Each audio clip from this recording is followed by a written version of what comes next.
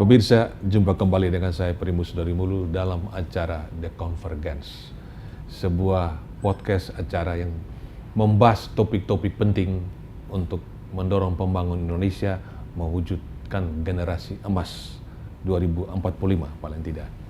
Dan tamu saya hari ini adalah Pak Muhammad Wahid Sutopo, biasa disapa Pak Topo, CEO Direktur Utama dari PT Penjaminan Infrastruktur Indonesia.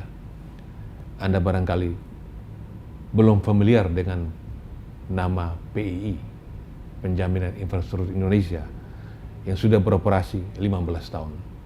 Oleh karena itu, untuk mengenal lebih jauh apa yang sudah disumbangkan, diperankan, diberikan oleh PII kepada masyarakat Indonesia, mendorong pembangunan Indonesia, sudah bersama saya Pak Topo. Apa kabar Pak? Baik Pak Primus. Ya.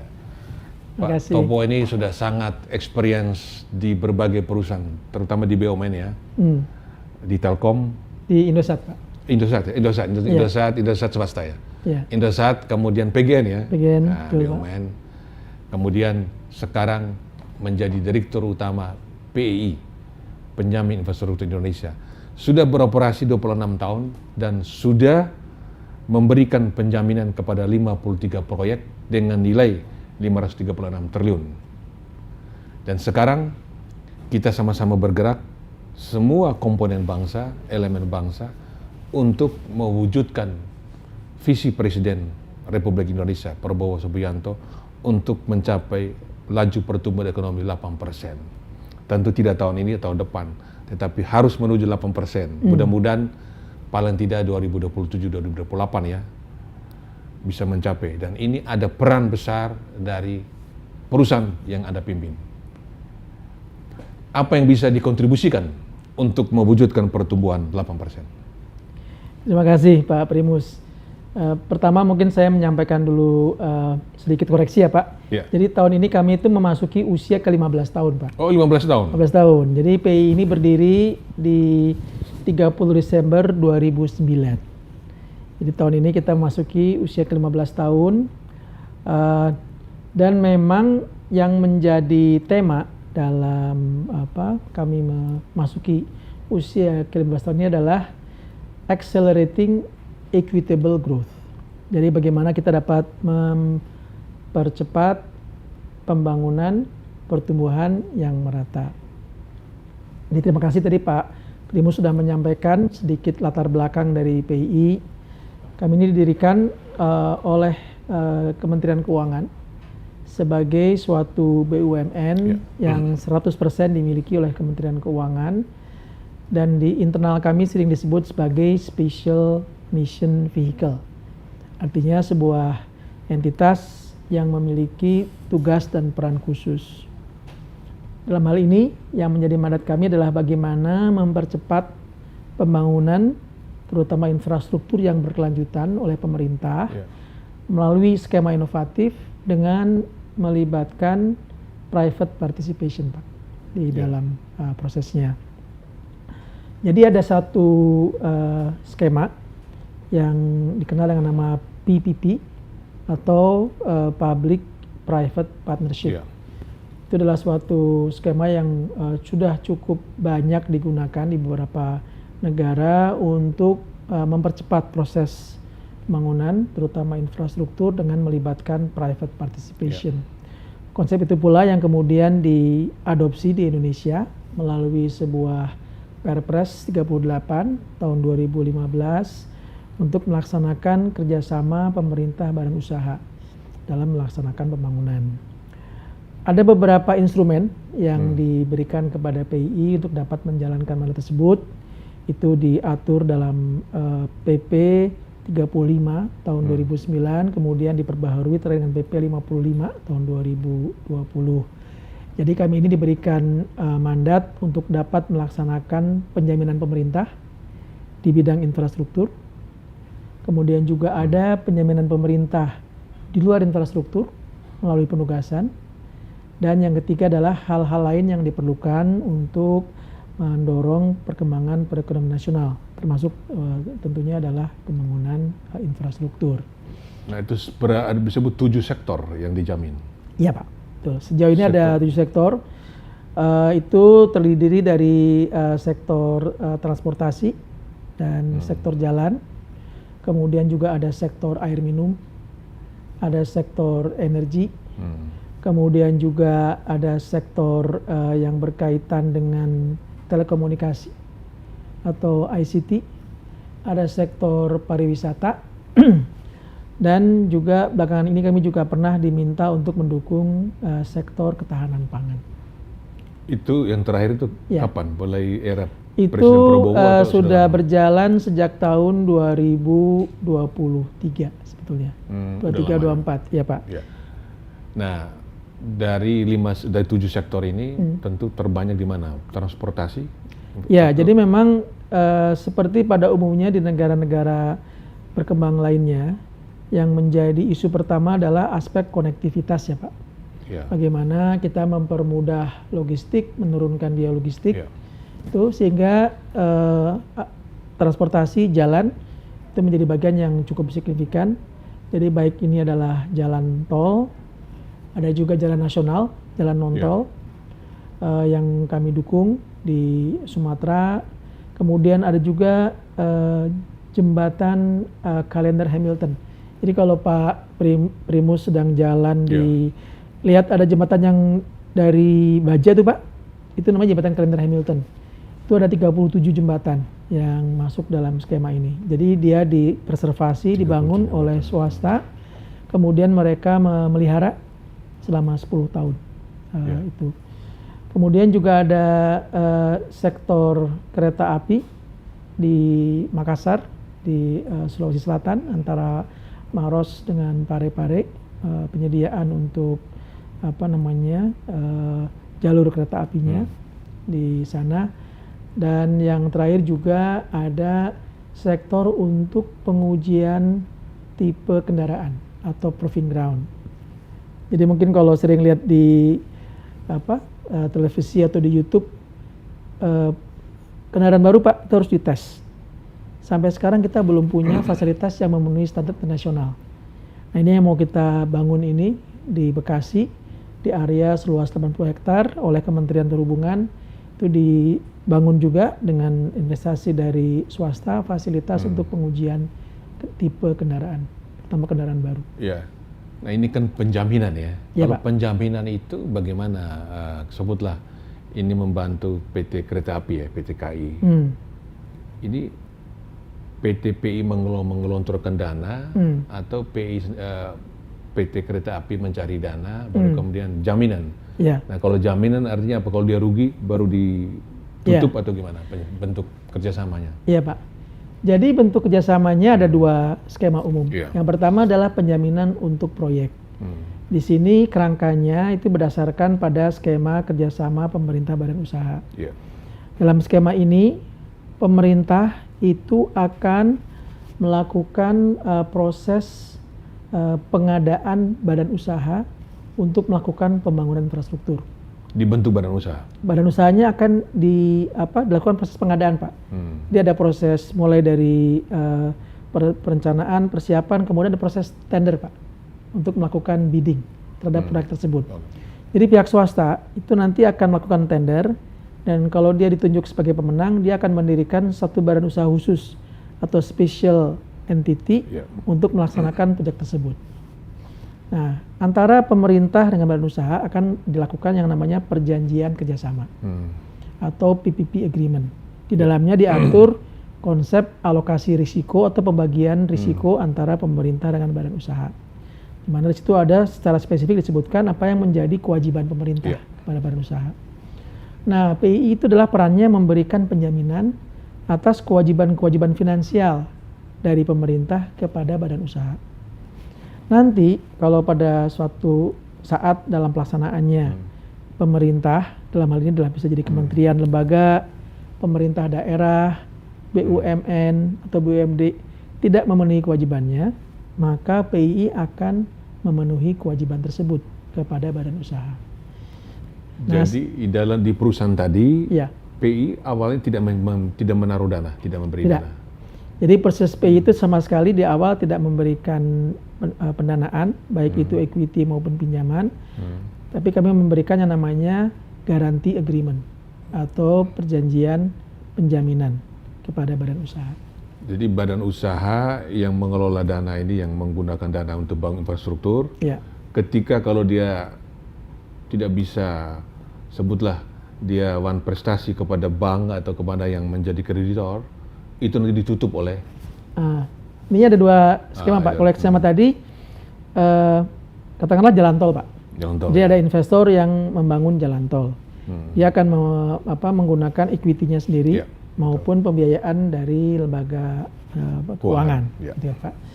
Nah, dalam melaksanakan perjanjian tadi, pemerintah memberikan sejumlah komitmen.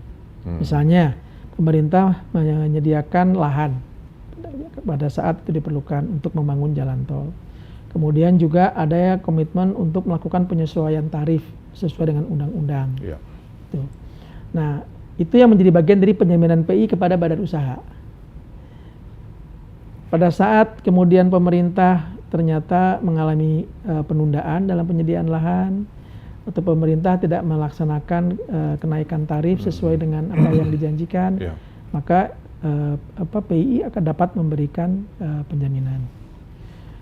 Ada juga contoh lain, misalnya ada proyek untuk membangun jaringan serat optik Iya. meliputi daerah-daerah 3T, tertinggal, terluar, dan di perbatasan. Iya. Nah, di sini adalah Kementerian Kominfo itu yang melakukan skema tadi dengan beberapa badan usaha untuk membangun jaringan serat optik di Indonesia bagian barat, tengah, dan bagian timur. Nah, sebagai komitmennya, itu mereka akan melakukan pembayaran secara rutin kepada badan usaha apabila badan usaha bisa memenuhi service level agreement. Nah, pada saat pelaksanaannya ternyata memang ada kondisi di mana pemerintah mengalami penundaan pembayaran tadi karena satu lain hal. Nah, itu kami yang lakukan pembayaran kepada badan usaha. Sehingga badan usaha bisa menyelesaikan kewajibannya kepada lendernya atau kepada pihak-pihak lain. Pernah nggak ada kasus sebuah proyek tadi, entah tol, entah kereta atau jembatan, sudah ada perusahaan tadi, kemudian perusahaannya tidak bisa melaksanakan kewajiban atau pemerintah, Ya, PI Pak. yang Ya, menjamin. memang kami ada beberapa kejadian di mana terjadi klaim Ya. dari badan usaha karena memang dari sisi pemerintah itu tidak dapat memenuhi kewajibannya pada waktunya. Namun konsepnya Pak, sebetulnya pada saat telah ditandatanganinya perjanjian kerjasama dan perjanjian penjaminan, kami meminta atau mewajibkan kepada 3 pihak, yaitu kepada pemerintah, badan usaha, dan kami sendiri untuk membentuk yang namanya Joint Monitoring Committee. Nah, komite ini yang melakukan monitoring terhadap perkembangan daripada proyeknya. Jadi dalam banyak kasus masalah itu bisa diantisipasi dan bisa dicegah karena ada kerangka untuk manajemen risiko yang dibangun bahkan sebelum proyeknya dimulai. Ya. Tapi kalaupun itu fail, ya tadi Pak, ya memang kami memenuhi kewajiban untuk melaksanakan pembayaran tersebut. Jadi ini kan pemirsa, visi dari PI ini kan menjadi entitas penggerak dalam mendukung upaya akselerasi pengembangan infrastruktur dan pembangunan berkelanjutan oleh pemerintah melalui skema Ya. tadi dijelaskan. Ya. Nah, kemudian memastikan percepatan pembangunan infrastruktur yang merata dan berkelanjutan dengan memberikan penjaminan dukungan lainnya. Ya. Itu bla bla bla. Nah, kita kepingin tahu. Ya Pak. Ini kan ini point of view saya. Ya. Jadi penjaminan ini dimaksudkan supaya jangan ada mangkrak kan. Ada akselerasi tapi jangan sampai mangkrak. Baru sudah jadi. Itu gimana? Ya. Jadi ada beberapa tahapan Pak. Ya. Yang pertama kan tadi yang kita lihat adalah bagaimana untuk memobilisasi partisipasi dari badan usaha.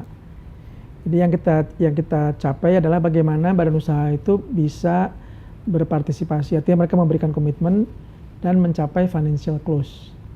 Nah, kan financial close adalah tahapan di mana mereka bisa mensecure pembiayaannya. Yang tahap pertama Pak. Yang kedua adalah tahapan di mana proyek tersebut karena sudah financial close dan juga ada badan usaha yang kredibel dapat mencapai tahapan commercial on delivery-nya. Jadi yang terdeliver Pak, apa yang menjadi rencana itu? Apakah itu fasilitas air minum, apakah itu jalan tol, apakah itu kereta api, ataupun yang lainnya. Itu. Jadi kita yang ini misalnya kan ada juga pembangunan untuk serat optik, satelit. Setelah itu adalah tahapan di mana itu dioperasikan. Jadi ini bisa dioperasikan dengan baik oleh badan usaha untuk memenuhi standar yang diminta oleh pemerintah. Itu kurang lebih Pak yang menjadi objektif daripada skema ini. Nah, kalau kita lihat kinerja dari PT PI, ini kan berarti manfaatnya ya manfaat bagi pembangun Indonesia ya, proyek infrastrukturnya jalan ya.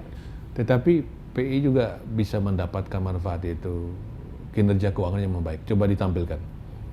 Nah, kalau saya lihat ini ya BUMN lain dibanding BUMN infrastruktur ya. Ini kan mantap lah. Ini kalau kita lihat ini tahun 2024 belum ada angkanya. Ini kan berdapat proses angka audit ya, sekarang lagi proses audit 2023 ya. Itu asetnya 16 triliun.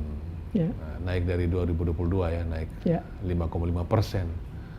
Nah, kemudian terbesar ekuitas ya. Iya Pak. Terbesar ekuitas ya asetnya, ekuitas ya. Itu artinya ya memang pinjaman sedikit ya, uang pemerintah banyak taruh situ ya. Betul Pak, karena kami memang skemanya tidak bisa berdasarkan pada underlying-nya, nggak bisa dari pinjaman Pak, tapi dari equity memang. Nah, pendapatan 1,3 dan kemudian labanya besar sekali kalau dilihat bersih dari pendapatannya. Itu kalau laba pendapatan 1,3 T, laba bersih 835,8 miliar ya. Itu dalam persentasenya tinggi sekali ya. Nah, ROA-nya itu angkanya ini. Kemudian coba lihat proyek yang dibiayai. Proyek. Nah, total proyek yang dibiayai, bukan ini, total proyek yang dibiayai. Nah, ini 53 proyek. Ini benar ke 53 dan disebut 35 yang KPBU ya. Yang itu kerjasama pemerintah dan badan usaha. Ini yang di luar 35 itu apa itu Pak? Jadi ada dua skema penjaminan Pak. Ada skema penjaminan KPBU, ada juga skema penjaminan untuk pinjaman langsung atau direct lending. Jadi misalnya ini ada PT Geodipa Energi Pak, salah satu BUMN yang melaksanakan pembangunan geothermal. Geothermal, nah itu ya. Jadi dia mendapatkan pembiayaan dari ADB, tapi ADB ini meminta supaya ada penjaminan dari pemerintah untuk dapat mendapatkan pembiayaan tersebut. Jadi kami menyediakan skema penjaminan bersama-sama dengan Kementerian Keuangan sehingga Geodipa dapat mendapatkan fasilitas dari ADB dengan tenor yang panjang dan juga dengan cost of fund yang sangat menarik, Pak. Itu yang di luar yang 35 seperti itu Pak. Ada juga dengan PLN situ misalnya untuk mendapatkan pembiayaan dari KfW, dari ADB. Ada juga untuk Mandalika dari AIIB, itu yang menjadi bagian yang lain Pak. Ini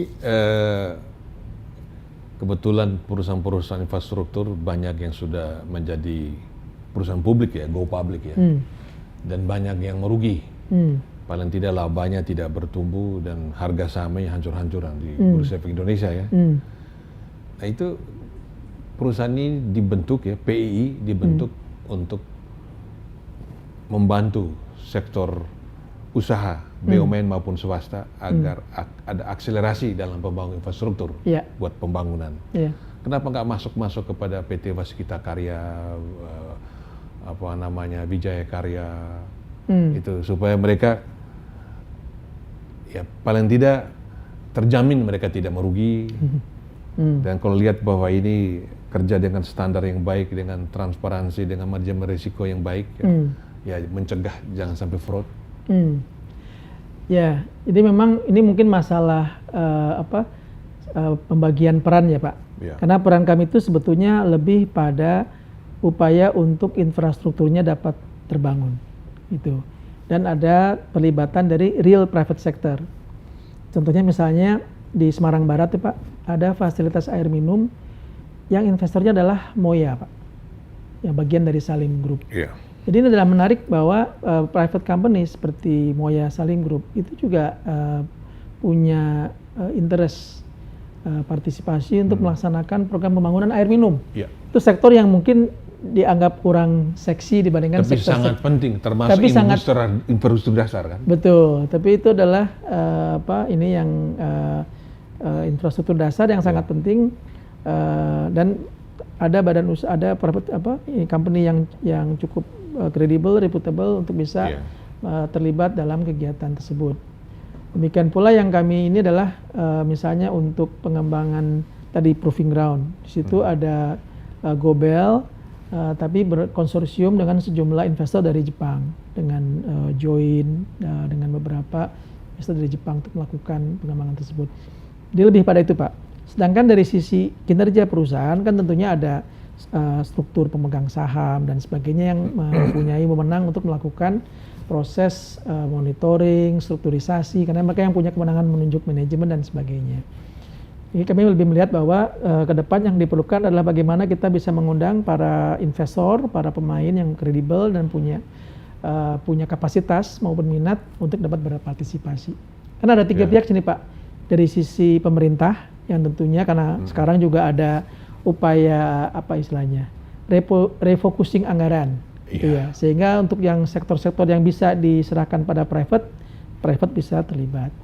Private sector juga sebetulnya mereka ingin terlibat dalam kegiatan pembangunan, tapi mereka perlu mendapatkan bantuan untuk melakukan de-risking, skema untuk dapat menurunkan risiko. Dan yang terakhir dari sisi masyarakat pengguna, mereka memerlukan adanya fasilitas infrastruktur yang kualitasnya baik, harganya terjangkau. Gitu. Jadi tiga pihak ini yang kemudian menjadi pilar daripada skema ini, Pak Primus. Air bersih ya, air bersih, program bersih di Surabaya, di Semarang ya. Di Semarang Barat itu salah satu yang menjadi. Tertarik juga untuk bantu Jakarta, menjamin Jakarta karena dua perusahaan Jakarta yang pemerintah DKI maupun swasta kayaknya nggak terlalu bagus jalannya. Yang sekarang sudah ada itu adalah untuk penyediaan air bersih dari Jatiluhur, Pak. Jadi ada yang baru saja resmikan operasinya itu Spam Jatiluhur 1. Itu menggunakan air Jatiluhur untuk menyediakan air minum, baik untuk Jakarta, Bekasi, dan juga beberapa daerah di sekitarnya. Jadi yang Bapak sampaikan itu sudah mulai dijalankan juga. Karena Jakarta ini salah satu kendalanya adalah mendapatkan sumber air curah, Pak, air bersih itu disalurkan. Ini yang sudah mulai kita lakukan juga, dan alhamdulillah akhir tahun lalu itu sudah selesai proyeknya. Sudah bisa digunakan air curahnya untuk disalurkan pada masyarakat. Nah, kita bicara bagaimana membantu mendorong pertumbuhan 8%. Ini apa yang bisa dikontribusi oleh PII, perusahaan yang Anda pimpin ini? Ya Pak, jadi kalau kita lihat faktor yang dapat mempengaruhi pertumbuhan, itu ada beberapa kan tentunya Pak ya. Yang pertama adalah tentunya dari sisi infrastruktur. Bagaimana infrastruktur ini, terutama konektivitas, itu dapat membantu kelancaran mobilisasi baik penumpang, manusia maupun barang. Saya kira kita merasakan pada waktu COVID kemarin, Pak, bagaimana infrastruktur itu sangat membantu pada saat kita tidak dapat melakukan kegiatan itu bisa dilakukan. Yang berikutnya tentunya juga dari sisi sekarang ini lagi eranya digitalisasi ya Pak. Kami juga sudah terlibat dalam penyediaan infrastruktur untuk digital dalam bentuk jaringan serat optik maupun satelit dengan kapasitas bandwidth yang cukup besar. Nah, aspek lainnya adalah yang berkaitan dengan bagaimana meningkatkan kualitas sumber daya manusia. Jadi seperti tadi penyediaan air minum. Karena kan sebetulnya pertumbuhan itu didorong dari ketersediaan lapangan kerja. Lapangan kerja ini didorong oleh pendidikan dan kualitas sumber daya manusia. Jadi air minum ini dalam beberapa penelitian sangat besar kontribusinya air bersih ini pada peningkatan kualitas sumber daya manusia, baik itu untuk mencegah stunting maupun mendorong pertumbuhan yang sehat lah untuk anak-anak kita. Ini kurang lebih Pak, kira-kira yang nantinya bisa dilakukan. Ya. Nah di sisi lain Pak Primus, ini juga kita bicara masalah equitability atau pemerataan. Ya. Nah pemerataan ini ada dua sisi. Pertama adalah dari distribusi secara geografis. Jadi kalau dilihat proyek-proyek kita ini cukup tersebar dari Indonesia Barat sampai Indonesia Timur. Kita terlibat di proyek Trans Papua di Papua, tapi juga kita banyak proyek juga di wilayah bagian barat Indonesia maupun di bagian tengah. Jadi secara geografis cukup tersebar. Yang kedua juga kita mulai mengembangkan yang namanya small scale PPP atau KPBU skala kecil. Karena secara konsep tadinya KPBU itu sebetulnya hanya cocok untuk proyek dari size-nya itu menengah ke atas. Gitu. Jadi di atas 700-800 miliar ke atas. Karena ada banyak faktor yang membutuhkan skill Pak. Nah ini kita alhamdulillah sudah bisa mulai mencoba melakukan small scale. Seperti di Madiun, itu ada proyek penerangan jalan. Mungkin kedengarannya simple Pak. Tapi ternyata kita ini sekarang bangun jalan tapi nggak dikasih penerangan. Betul. Dan itu jadi problem untuk keselamatan di malam hari dan juga aktivitas ekonomi. Yang berhenti setelah gelap kan itu. Dan itu diharapkan tidak hanya dalam kota tapi juga jalan sepanjang tol. Betul. Jalan kalau gelap itu. Betul Pak. Jadi jalan antar kota itu memang itu dibutuhkan. Jadi kita ini melihat ada beberapa pemekaran daerah. Ya di Kabupaten Madiun itu pemekaran di Madiun. Jalannya sudah dibangun tapi belum ada penerangan jalan. Yang kedua adalah faktor konservasi energi. Karena lampu-lampu jalan itu masih banyak yang menggunakan lampu yang tidak hemat energi Pak. Lampu merkuri yang sangat boros dan juga tidak friendly pada lingkungan. Nah hal ini ternyata bisa kita lakukan upaya untuk menjadi proyek penerangan jalan dengan konservasi energi dan juga mendorong perekonomian. Nah yang menarik dengan skala yang kecil Pak, sekitar 80 miliar, itu banyak pemain lokal yang bisa terlibat. Nah, ini juga merupakan bagian dari equitability atau pemerataan sehingga banyak pemain lokal, produsen lampu, produsen tiang di dalam negeri yang bisa ikut melaksanakan terlibat dalam proyek-proyek seperti ini. Perusahaan-perusahaan swasta ya? Swasta nasional lokal, lokal. Yang di tingkat lokal itu bisa terlibat dalam kegiatan. Kalau sampai hari ini berapa persen yang swasta dibanding BUMN yang dijamin oleh PI? Sebetulnya kalau secara definisi nggak kita pisahkan Pak, gitu. Tapi yang kita lihat adalah tadi lebih pada sisi kualitasnya. Jadi kalau kita bisa mengundang pemain-pemain seperti Itochu, kemudian tadi Salim untuk terlibat dalam kegiatan ini merupakan suatu indikasi bahwa skema ini mulai bisa diterima untuk pihak swasta. Tapi ini masih work in progress. Dalam artian bagaimana kita bisa terus mengembangkan. Memang BUMN itu kadang-kadang dimulai sebagai pioneering ya Pak. Kan mereka yang mulai dari awal, kita bisa lihat apa yang harus disempurnakan. Tapi saya kira berikutnya teman-teman dari pure private sector itu juga makin banyak yang terlibat. Saya pikir menarik sekali bahwa penjaminan infrastruktur Indonesia ini tidak melayani 100% BUMN ya, tapi juga swasta. Bahkan banyak swasta yang menengah bawah ya. Iya Pak. Menengah bawah. Iya.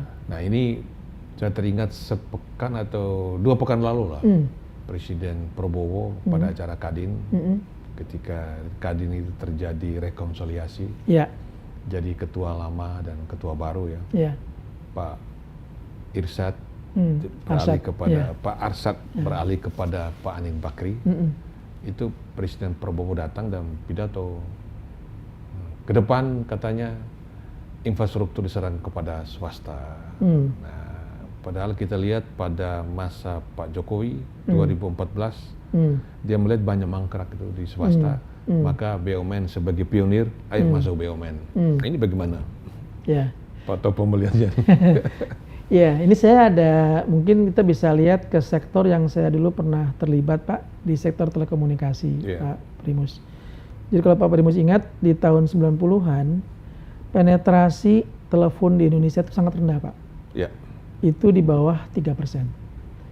Jadi kita tuh hanya punya 8 juta sambungan telepon. pada waktu itu. Nah, di akhir tahun 90-an itu pemerintah meluncurkan framework baru, Pak, di sektor dengan diluncurkannya Undang-Undang Telekomunikasi nomor, kalau saya nggak salah, nomor 3 tahun 99. Itu yang menjadi game changer, Pak. Karena di dekade berikutnya, dari tahun 2000 ke 2010, kita bisa melihat besarnya partisipasi swasta dalam pembangunan telekomunikasi.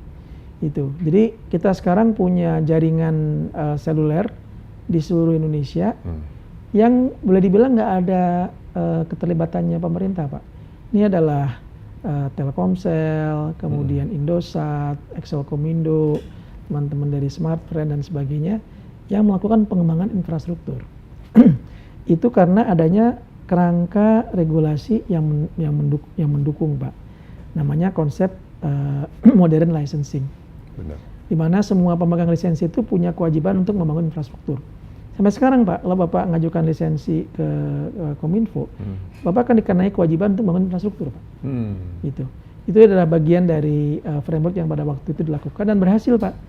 Akibatnya mungkin di akhir tahun 2010 dari tadinya 3% di akhir 2010 ada 100%, Pak, coverage di seluruh Indonesia untuk telekomunikasi. Jadi kemajuan telekomunikasi di Indonesia itu besar karena peran swasta ya? Betul, Pak. Berarti dulu Sampai cuma Telkom, sampai sekarang? Iya, sampai sekarang, sampai saat ini. Nah, sebetulnya kita udah punya case nih, Pak. Jadi memang peran pemerintah itu adalah bagaimana pemerintah menjadi regulator dan policy maker yang tepat lah gitu, Pak. Dan operator itu harusnya diserahkan pada sisi badan usaha.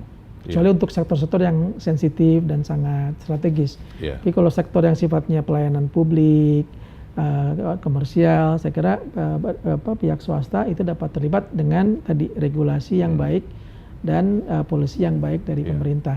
Nah, ini mungkin perlu waktu, Pak, sehingga skema de-risking atau penjaminan itu bisa menjembatani. Karena proses ini mungkin di sektor yang lain itu masih membutuhkan waktu. Sebagai contoh, saat ini misalnya kita sedang diminta juga untuk mempersiapkan pengembangan jaringan infrastruktur untuk gas alam, Pak.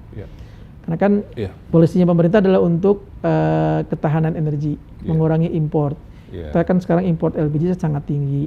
Padahal kita punya produksi gas alam di Indonesia yang cukup besar. Dan masuk rumah Jargas. Betul. Nah itu, tapi ternyata regulasinya belum sepenuhnya siap untuk menerima kehadiran swasta, Pak, di situ. Sehingga perlu disiapkan dulu. Nah, kami juga ikut terlibat bagaimana membantu proses tersebut. Mudah-mudahan nanti juga seperti yang kita alami di telekomunikasi juga bisa berkembang seperti demikian. Nah, bagaimana inovasi di perusahaan PI ini? Ada inovasi nggak? Atau dalam penjaminan itu nggak perlu inovasi? Tapi pasti inovasi itu.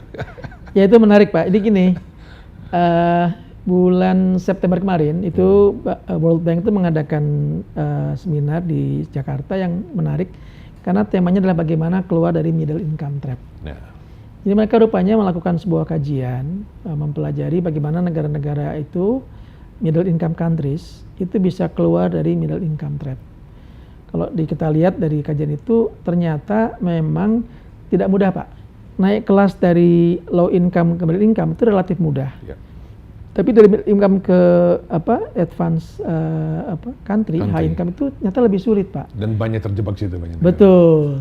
Jadi kan kalau kita ingat dulu misalnya kalau saya nggak salah tuh Meksiko dengan Korea Selatan ya, Pak. Tahun 70-an tuh mereka at the same level gitu. Tapi sekarang Korea Selatan sudah sangat berkembang, sudah sangat berkembang.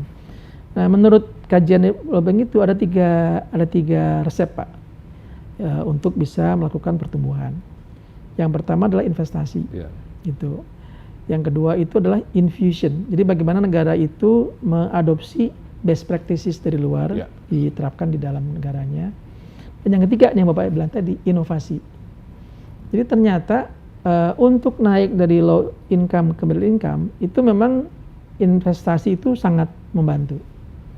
Namun begitu naik dari middle income ke high income countries, tadi Pak, katanya dibutuhkan lebih dari investasi, tapi dibutuhkan juga adanya infusion, bagaimana kita bisa mengadopsi best practice dan bagaimana inovasi. Betul. Jadi kalau kita ambil analogi, Pak, dalam konsep ini, kita kan menarik investasi. Tadi Bapak sampaikan 15 tahun skema ini bisa menarik 540 triliun kurang lebih investasi di sektor. Tapi itu just investasi, Pak. What about the infusion? Bagaimana kita mengadopsi best practice? Yeah. Nah, di sini salah satu yang sudah kita lakukan adalah bagaimana kita menerapkan skema PPP tadi, Pak, yang merupakan sesuatu yang sudah best practice di tempat-tempat lain. Kita adopsi menjadi skema KPBU di Indonesia ini. Karena di situ ada beberapa konsep seperti alokasi risiko, kemudian juga ada konsep kewajiban finansial, ada konsep service level agreement yang bisa kita terapkan di sini dan mendorong pengembangan ini depan. Nah, what about the innovation? Ini yang sedang kita mulai, Pak. Misalnya tadi yang small scale. Itu adalah hal yang mungkin di negara lain kurang dikenal, Pak. Bagaimana konsep PPP ini diterapkan di skala yang lebih kecil. Ini yang kita coba lakukan di sini. Bagaimana kita bisa memodifikasi atau menerapkan skema PPP bersama-sama dengan Bappenas, Kementerian Keuangan untuk small scale. Ini harapannya nanti kalau bisa berkembang, bisa berjalan secara lebih luas dan lebih masif, Pak, di berbagai wilayah di Indonesia. Saya pikir pemirsa benar dikatakan Pak Topo tadi, kalau sudah masuk menengah mau masuk advanced country, memang semua unit usaha di Indonesia ya itu dituntut untuk inovasi.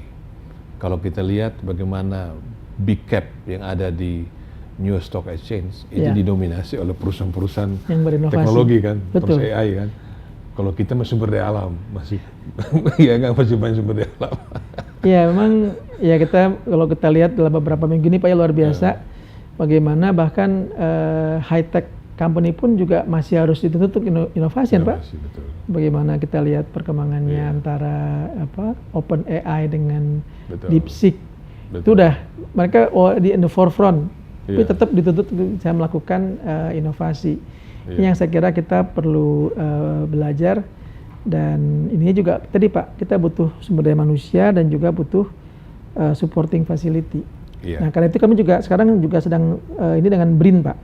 Bagaimana kita bisa membantu BRIN juga mengembangkan skema-skema inovatif untuk penyediaan kapal riset misalnya Pak. Itu adalah salah satu upaya juga bagaimana kita bisa mendorong inovasi ini bisa berjalan. Pak Topo, bagaimana penerapan environmental, social, and governance? Tadi sudah dijelaskan sebagian tentang I-nya, environmental. Tetapi yang sosial dan governance bagaimana di PI? Jadi begini Pak, ada dua. Yang pertama adalah di internal kami itu dalam proses pemberian penjaminan itu ada proses yang namanya proses appraisal Pak. Jadi kami perlu melihat apakah proyek ini itu memang eligible untuk mendapatkan penjaminan atau tidak. Itu merupakan amanat dari Perpres 78 tahun 2010. Nah, dalam kerangka atau framework appraisal kami itu ada 8 area. Salah satunya berkaitan dengan ekonomi and social, environmental and social impact. Jadi itu merupakan satu hal yang menjadi suatu hal yang wajib ya Pak ya. Nah kemudian tahun lalu itu sejak tahun 2022 Kementerian Keuangan itu mengembangkan framework environmental, social, and governance Pak, atau LST kalau dalam bahasa Indonesianya. Itu yang akan diterapkan kepada semua fasilitas di lingkungan Kementerian Keuangan. Jadi yang mendapatkan dukungan Kementerian Keuangan perlu menerapkan framework tersebut. Nah, dua hal ini yang menjadi panduan. Bagaimana kita bisa melihat apakah proyek tersebut memenuhi kaidah-kaidah yang di-cover baik dalam konsep environmental maupun sosial dan juga dalam konteks ESG ataupun LST. Kalau nggak bisa dipenuhi, kita akan memberikan saran-saran. Ini mungkin harus dipenuhi. Barangkali Pak Primus contohnya nggak harus terlalu sulit sih Pak. Misalnya pernah ada pembangunan jalan, itu ternyata menemukan artefak Pak. Artefak historis. Nah, secara konsep itu nggak boleh dirusak Pak. Betul. Jadi rute jalannya yang harus dirubah. Itu. Nah yang begitu tuh juga dalam kenyataan? Iya Pak, dilakukan. Dilakukan Pak. Atau juga ada misalnya proyek yang jadi kalau di dalam konsep KPBU di awal itu ada konsep bagaimana dilakukan komunikasi dengan publik mengenai proyek tersebut. Apakah proyek ini dapat diterima oleh masyarakat? Jadi satu proyek di mana kemudian masyarakat itu keberatan Pak. Sehingga kami juga melakukan perubahan daripada rute daripada proyek tersebut. Karena masyarakat yang di sekitar wilayah tersebut ternyata menyampaikan mereka keberatan untuk melakukan hal tersebut.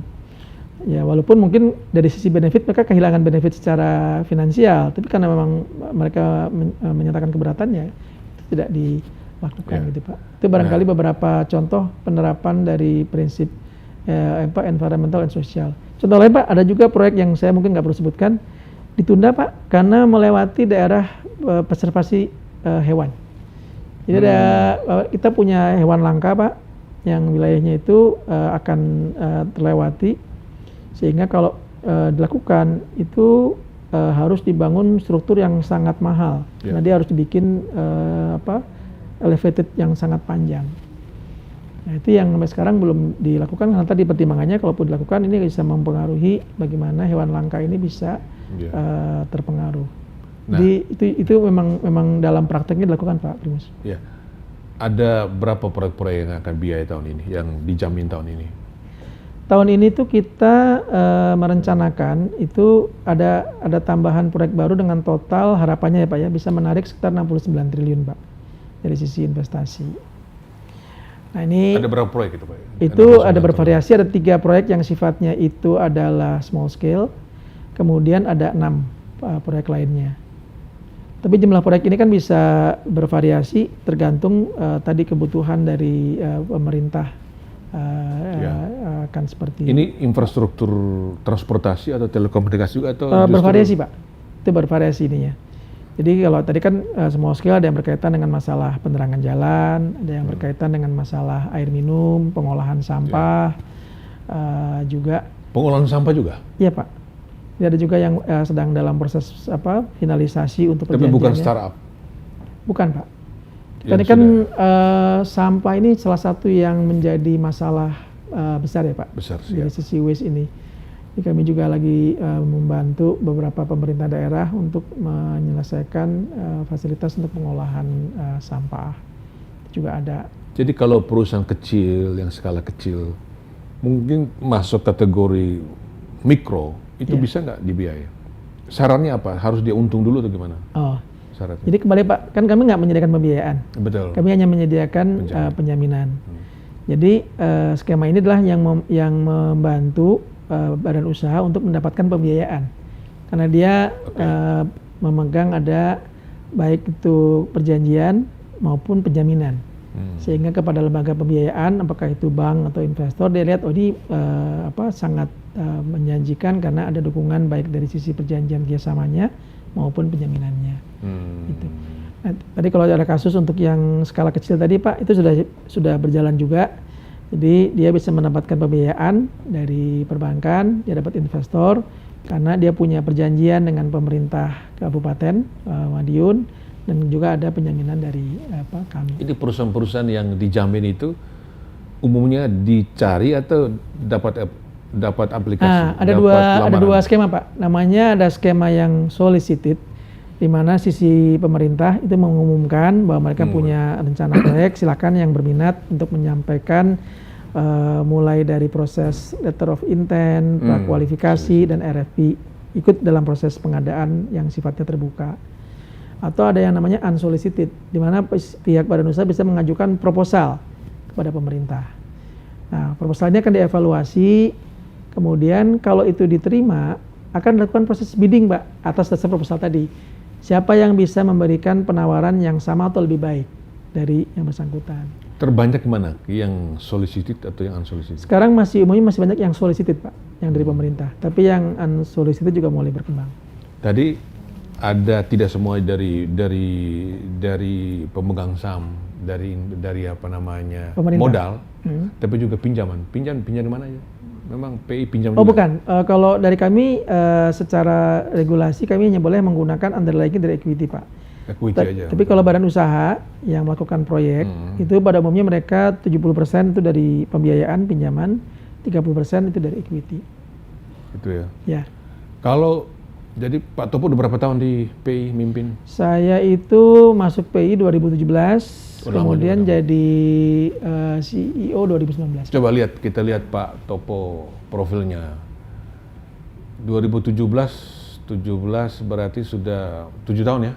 Ya, Apa milestone selama mimpin 7 tahun penjaminan infrastruktur Indonesia? ya. Jadi beberapa hal nih Pak yang tadi yang kita ceritakan mengenai mandatnya PII, yang semula itu dia hanya melakukan penjaminan KPBU. Sekarang ada juga bentuk-bentuk penjaminan lainnya. Jadi ada penjaminan direct lending, penjaminan BUMN, bahkan pada waktu COVID kami juga dapat penugasan untuk penjaminan korporasi padat karya. Ini sama sekali Korporasi bukan padat karya ya. Ya, tahun lalu juga ada penjaminan untuk non infrastruktur. Kemudian di luar penjaminan itu juga kami melaksanakan mandat untuk melakukan pendampingan atau penyiapan proyek. Ini semacam advisory Pak, untuk mendampingi pemerintah, baik itu kementerian atau pemerintah daerah dalam melakukan penyiapan proyek.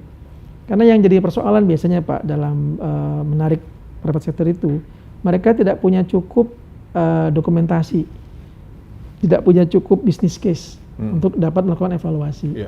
Nah ini yang kemudian kami melakukan pendampingan. Ada juga yang diberikan melalui fasilitas dari Kementerian Keuangan kepada kementerian, daerah untuk melakukan hal tersebut. Tuh. Ini alhamdulillah sudah cukup banyak ya Pak ya, semacam acknowledgement ini Pak dari pihak-pihak baik di dalam maupun di luar negeri. Kita pernah beberapa kali mendapatkan acknowledgement sebagai PPP agency di Asia Pasifik juga ada. Kemudian dari sisi pengelolaan risiko juga dari ASEAN Risk Award kami juga punya beberapa acknowledgement, dan juga dari beberapa pihak di dalam negeri. Tuh. Tapi ya tentunya yang paling signifikan adalah kalau yang melakukan ini memberikan manfaat pada masyarakat kan Pak. Jadi memang betul-betul ininya bisa dirasakan oleh masyarakat. Kemudian juga dari sisi badan usaha mereka juga mendapatkan return yang wajar gitu ya Pak. Dan dari sisi pemerintah juga tercapai apa yang menjadi tujuan mereka. Kalau kelihatan ini fresh graduate di mana kerjanya? Nggak langsung. Saya dulu pertama kali lulus ke Indosat Pak. Oh. Saya jadi join Indosat dari tahun 94 sampai 2008. 14 tahun saya di Indosat. Dulu saya sempat in charge untuk capital market di Indosat, jadi saya banyak hubungan sama capital market. Waktu itu sebagai investor relations. Pernah investor relations, saya juga pernah jadi bagian dari financing team. Barangkali kita dulu pernah jumpa ketika Pak Topo masih di sana ya? Iya, kayaknya saya Bapak Firus sudah pernah berapa kali kita ngobrol-ngobrol, karena kan expose tiap tahun di itu. Saya udah lama di Pasar Moda dari tahun 88 saya. Betul. Sampai hari ini. Iya, iya. Wah, kayaknya sering kita ketemu sampai 2008 saya ke PGN, sampai 2017 saya ke PII. Iya. Jadi akhirnya terbanyak juga sebagai pejabat lebih banyak di BUMN akhirnya, kalau lihat dari sejarahnya. Iya, jadi mungkin memang ini garis tangan saya Pak ya, nasib saya. Diberi kesempatan untuk berkontribusi mengembangkan perannya BUMN dan SMV untuk bisa melaksanakan visi dan misinya. Jadi dari dengan latar belakang teknik elektro masuk di berbagai bidang ini itu cepat beradaptasi ya. Saya kira saya boleh ini sangat terbantu juga Pak dari teman-teman di eksternal, media yang banyak memberikan masukan, banyak berdiskusi. Karena kan tadi kita diskusi mengenai data, fakta, informasi dan insight kan gitu ya Pak. Saya kira teman-teman media itu kan paling banyak tuh Pak insight dan informasinya. Itu yang saya kira termasuk juga Pak Primus banyak memberikan insight yang membantu juga mempercepat proses adaptasinya. Jadi itu yang mungkin saya perlu menyampaikan terima kasih tuh Pak. Sampai saat ini sangat banyak didukung dan dibantu oleh teman-teman di media untuk hal ini. Buat generasi muda, generasi Gen Z ya. Kalau milenial udah mulai lewat. Gen Z sekarang kan banyak sekali, dan generasi orang bilang generasi yang geraknya kurang cepat ya. Generasi instan dan kurang tahan banting ya. dan kurang membaca juga. Ini dari survei kurang membaca. Ini Pak Topo bagaimana melihat apa yang bisa di-share kepada generasi muda nih supaya mereka? Saya kira ada dua hal Pak ya. Yang pertama adalah mengenai konsep instant gratification Pak. Iya. Jadi apa yang kita lakukan itu kadang-kadang tidak serta-merta kita rasakan hasilnya seketika Pak. Nah, ini untuk kita semua, saya sendiri dan juga adik-adik generasi Gen Z ini, kita kayaknya perlu memahami bahwa apa yang kita lakukan mungkin kita, ya seperti kita menanam pohon ya Pak, kita petik hasilnya mungkin tidak langsung minggu depan, bulan depan, tapi mungkin beberapa tahun kemudian. Tapi percayalah bahwa apa yang kita tanam itu kan selalu memberikan hasil. Betul. Dan kita akan merasakan rindangnya pohon itu nanti pada waktunya lah gitu. Yang kedua adalah memang attention span ya Pak. Ini dengan perkembangan teknologi sosial media ini kita memang attention span kita tuh makin pendek nih Pak ya. Nah, saya kira memang kita harus menyadari bahwa kita butuh cukup waktu. Jadi kalau ada bukunya Malcolm Gladwell kan Pak, mengenai 10,000 hours. Jadi kalau kita ingin excel di satu hal unggul itu butuh 10.000 jam. Ya, untuk mendalami deliberate action untuk itu.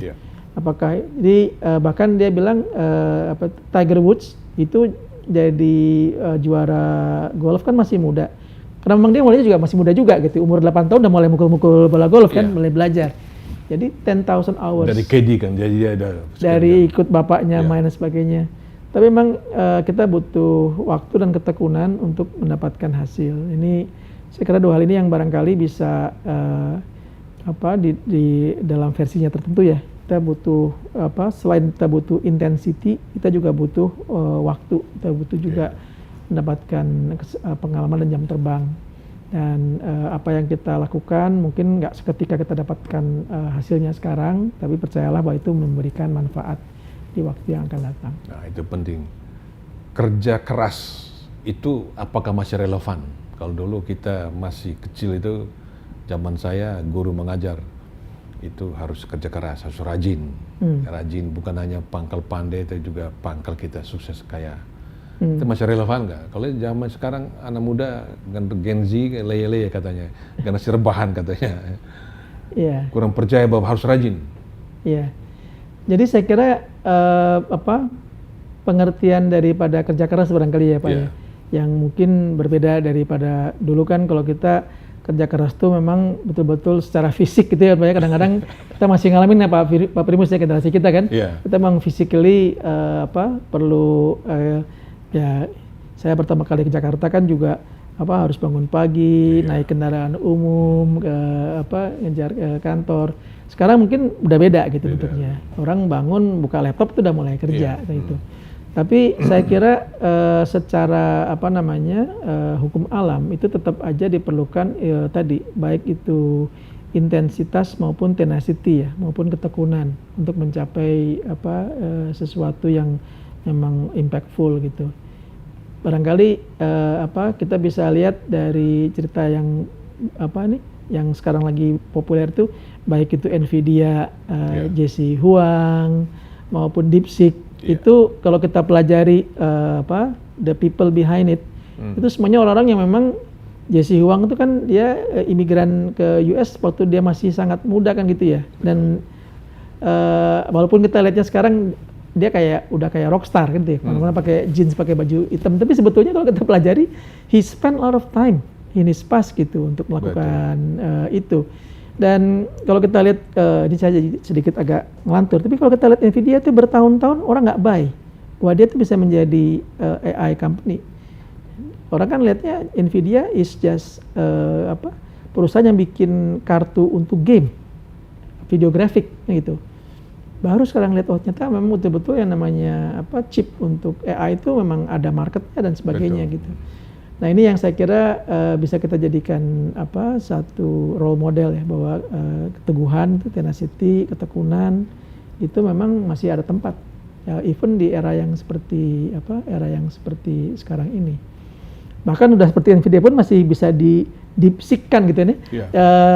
Apalagi kalau kita nggak setekun dan segigih Iya. mereka gitu. Nah tadi dikutip ahli tadi harus 10.000 jam ya Ya, untuk bisa ahli dalam satu bidang. ya, Nah, benar Pak. Kayak saya wartawan udah lebih dari 3 dekade ya tiap hari nulis Pak.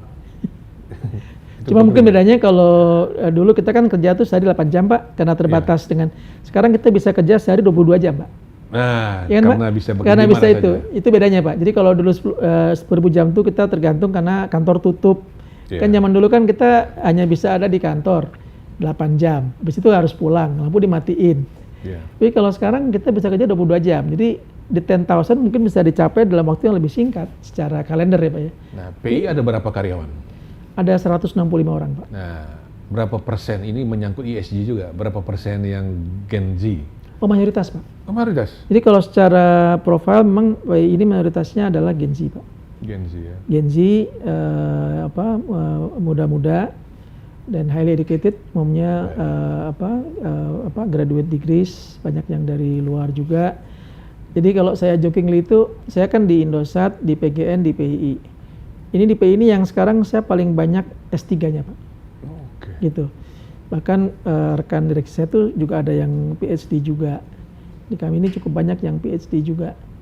Dibandingkan saya waktu tuntutan dulu banyak analisis ya, lebih banyak analisis ya. ya memang, jadi Bapak bisa bayangkan, private sector dan pemerintah itu kan punya mindset yang sangat berbeda Pak. Bapak bayangkan bagaimana mempertemukan dua pihak ini Pak dalam satu ini. Itu sangat challenging sebetulnya secara teori. Karena kita belum punya frameworknya. Jadi kan ini kalau saya kadang-kadang suka setengah bergurau itu, sebetulnya konsep Bhinneka Tunggal Ika itu nggak terbatas pada latar belakang suku, agama, tapi latar belakang profesi yang paling penting Pak. Jadi bagaimana yang backgroundnya dari sisi policy maker, politisi, private sector, investor, bagaimana bisa bekerja sama-sama. Nah, kalau di negara lain kan ada konsep Kainretsu, di Jepang ada konsep yang di Chamber of Commerce, di negara-negara kita yang memang perlu punya ini juga Pak, perlu punya framework juga bagaimana mempertemukan mereka dengan latar belakang yang berbeda ini untuk bisa sama-sama melakukan sesuatu dan mencapai tujuan bersama. Karena kan beda Pak, kalau dari sisi pemerintah kan kita biasa mendapatkan anggaran, ya APBN atau APBD. Jadi fokusnya adalah bagaimana mendapatkan anggaran dan mengeksekusi. Ya. Kalau private sector dia harus mencari, tapi dia punya tuntutan harus mendapatkan profit. Nggak ada yang bisa bertahan kalau nggak dapat profit. Nah ini yang sangat berbeda. Kalau nggak kita luruskan dari sisi pemerintah, ini kok orang cari untung terus. Dia memang mesti untung Pak. Kalau nggak bisa untung nggak bisa sustain kan gitu.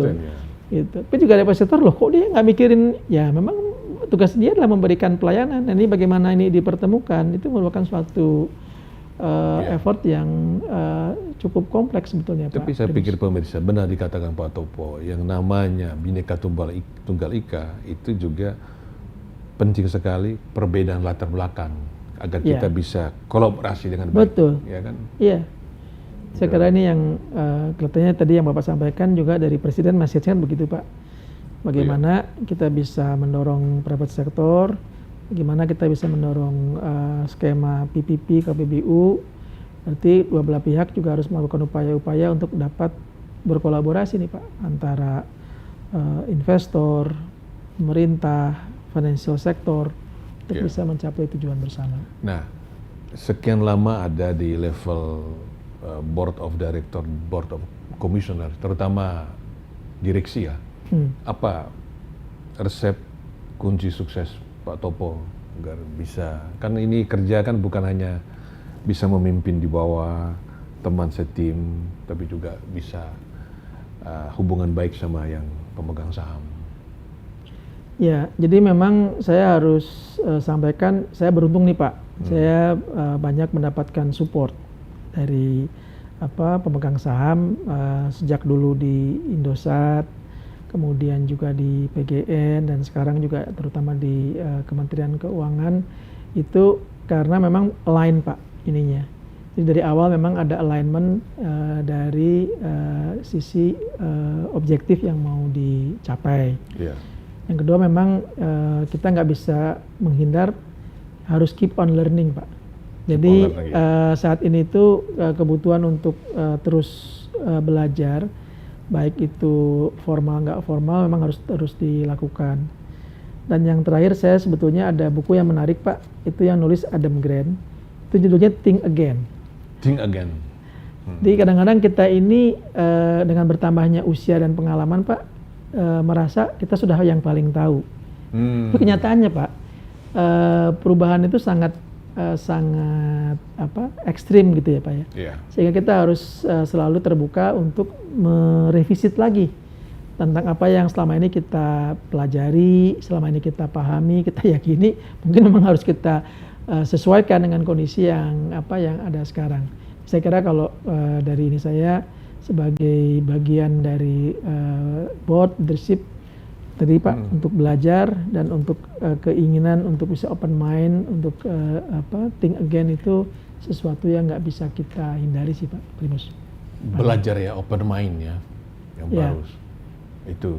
Ya, karena ya itu tadi Pak, satu sisi kemarin aja beberapa minggu Donald Trump mengumumkan mengenai Stargate, meluncurkan inisiatif artificial intelligence. Minggu berikutnya DeepSeek meluncurkannya, semuanya udah berubah lagi, kan gitu ya Pak. Itu sesuatu yang menjadi keseharian saat ini. Ya, pemirsa, kita sudah mendengar perbincangan yang menarik dengan Pak Muhammad Wahid Sutopo. Saya biasa panggil Pak Topo ya. Ya Pak Primus. Barangkali ada pesan singkat terakhir khusus kepada Gen Z kita. Bagaimanapun infrastruktur ini kan, penjamin infrastruktur udah berjalan baik saya lihat ya. Tapi bagaimana Anda sebagai orang yang sudah sukses lah, sudah lihat ini, agar kita punya generasi muda yang baik ya. Kita mewujudkan pertumbuhan 8%, tapi generasi ke depan harus bagus Pak. Kalau tidak kan kita bukan generasi emas Pak, generasi-generasi yang menurut saya cemas. Ya. Jadi saya mungkin meneruskan pesan dari Ibu Menteri yang beliau sering ulang-ulang, itu adalah jangan pernah lelah mencintai Indonesia Pak. Wah. Karena negara ini adalah sesuatu yang sangat besar potensinya. Jangan lelah mencintai Indonesia ya. Tapi tadi yang kita bicarakan bahwa dalam posisi sekarang sebagai middle income countries, ini adalah kesempatan yang yang baik bagi kita untuk bisa keluar dari lingkungan middle income menjadi negara-negara maju. Dan ini adalah sekarang kesempatannya Pak. Mungkin the next 20-30 tahun ini adalah satu window yang menjadi make it or break it. Dan itu saya kira adik-adik generasi milenial, generasi Gen Z kan memainkan peranan yang sangat penting. Karena itu jangan dilepaskan kesempatan ini dengan segala kesempatan, potensi yang ada di Indonesia ini, dengan segala potensi yang ada di adik-adik semua gitu ya. Kita bisa mewujudkan Indonesia yang maju, mudah-mudahan sebelum 2045. Saya kira itu sih Pak Primus. Ya, pemirsa, dalam 15 tahun beroperasi, PT Penjaminan Infrastruktur Indonesia sudah membiayai sekitar 53 proyek dengan nilai 536 triliun. Sudah menjamin ya, 53 proyek dan 536 triliun. Dan kita lihat bahwa produk-produk yang dijalankan oleh PEI ini tidak hanya KPBU, yaitu kerjasama pemerintah dan badan usaha, tapi juga penjaminan pinjaman langsung ya, kemudian penyiapan proyek dan pendampingan transaksi proyek infrastruktur, penjamin lainnya, dan pengembangan kapasitas.